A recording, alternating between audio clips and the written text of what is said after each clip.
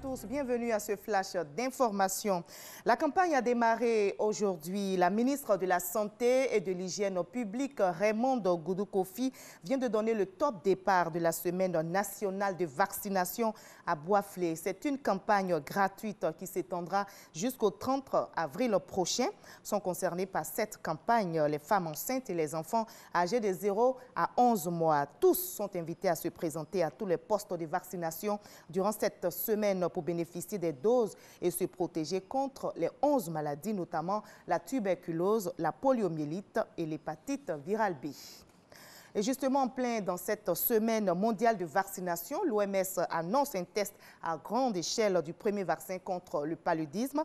Près de 360 000 enfants africains de moins de 2 ans du Kenya, du Ghana et du Malawi seront concernés. C'est un vaste plan grandeur nature qui se déploiera de 2018 à 2020 pour tenter d'enrayer l'une des maladies les plus mortelles au monde. Selon l'OMS, 40% de la population mondiale vit sous la menace permanente du paludisme.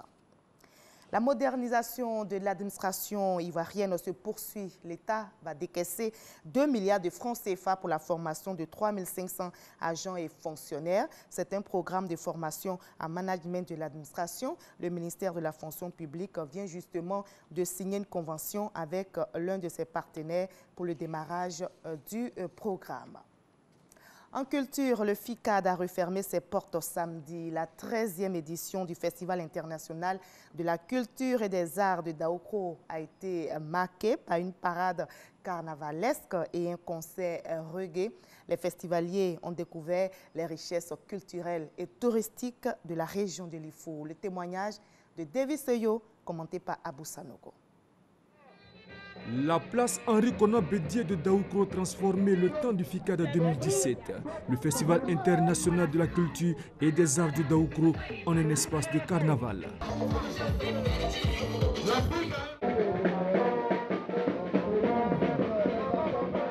En plus du défilé, cette manifestation culturelle de la région de Lifou a donné lieu à des activités qui ont rencontré l'adhésion des populations, notamment le concours de danse traditionnelle, le concours culinaire et le concours littéraire, occasion pour les festivaliers de faire montre de leur talent d'artiste. Les organisateurs du FICAD 2017 se réjouissent de l'engouement qui suscite l'événement. La 13e édition du FICAD 2017 a tenu sur 8 jours et avait pour thème l'optimisation des potentialités culturelles et touristiques pour un développement local efficient. Un concert avec l'artiste de reggae ivoirien Kadim a mis fin au FICAD 2017.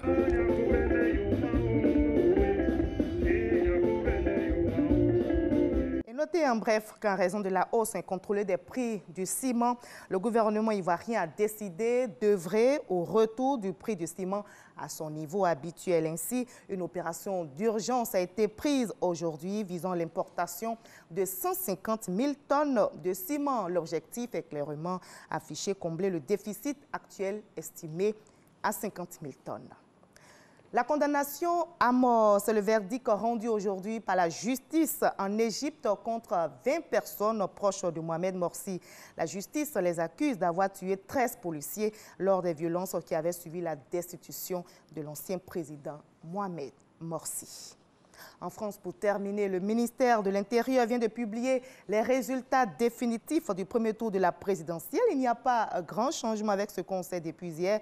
Le candidat Damache a obtenu 24,01% des voix. Il devance Marine Le Pen qui enregistre 21,30% des suffrages. Sachez qu'avant la publication définitive de ces résultats, le président François Hollande s'est adressé aux Français. Son choix se portera sur Macron au deuxième tour.